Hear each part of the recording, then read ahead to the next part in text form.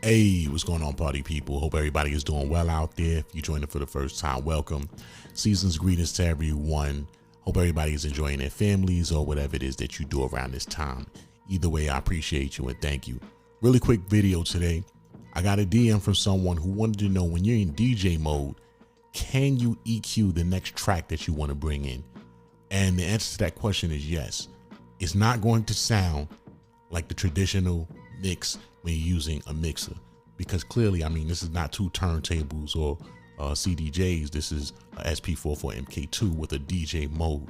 I wouldn't DJ with this. I mean, I would have fun with it, but I don't know if I would DJ a serious gig with this. But I still wanted to show you how it's done and how you can do it.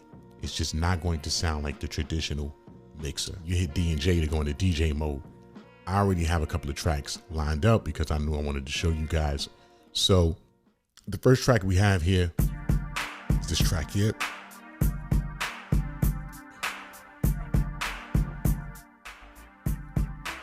All right, I'm playing this track. As you can see, this track is a different BPM than the other one that we want to bring in.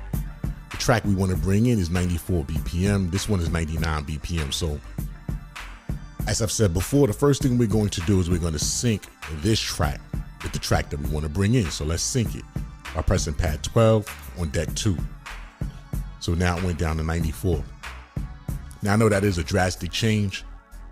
I mean, normally you wouldn't take a 99 BPM track and sync it to a track that's 94. But again, I just want to show you guys how to do it.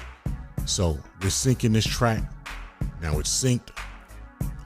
We're about to bring in our other track, and you want to EQ this track. You want to take the lows out of this track so that way when you blend in the other track, the sounds are not clashing. If you look at the bottom of the fader, you'll see that it says bus 1. On bus 1, we're going to add an EQ, which is the isolator button for me. I changed my isolator button to equalizer. That's how you're going to EQ the track before you bring in the next track. That's on bus 1. Now, if you look at deck 1, you'll see that that has bus 1 as well. You actually want that to have a dry signal. So you're going to hit remain, pad 14, and you're going to change that to a dry signal. So now you'll see that signal is going to be dry. The signal on track 2 is going to be on bus 1 because that's where our equalizer is. So now you're set up. You're ready to go. Deck 1, a dry signal. Deck 2, you have your equalizer on bus 1. So let's get ready to bring in the next track. Play the track.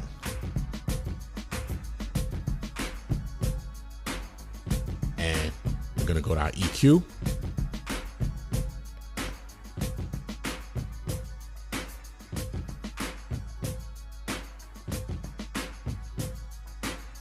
And then we figured it out.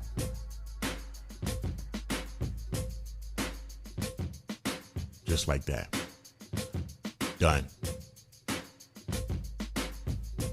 And vice versa. So now if you want to bring in your other track, what you're going to have to do now is you're going to have to change this signal to bus 1. But before you do that, you want to turn the EQ off. So you hit remain. Now it's on bus 1. Now when you bring in your next track on deck 2, you repeat the same process. You go into your equalizer, you turn down the lows, and you bring in your next track. So I hope that helped. You do the same thing with your patterns. You just have to make sure that the track that you're bringing in has a dry signal and the track that you're fading out has the equalizer on it. Either you want to EQ the track that you want to bring in, or you want to EQ the track that you're going to fade out. Either way, to each his own. Whatever you want your sound to be, however you want your performance to come off, that's how you're going to do it. Until next time, keep banging out those beats. And until then, take care. I'm your DJ.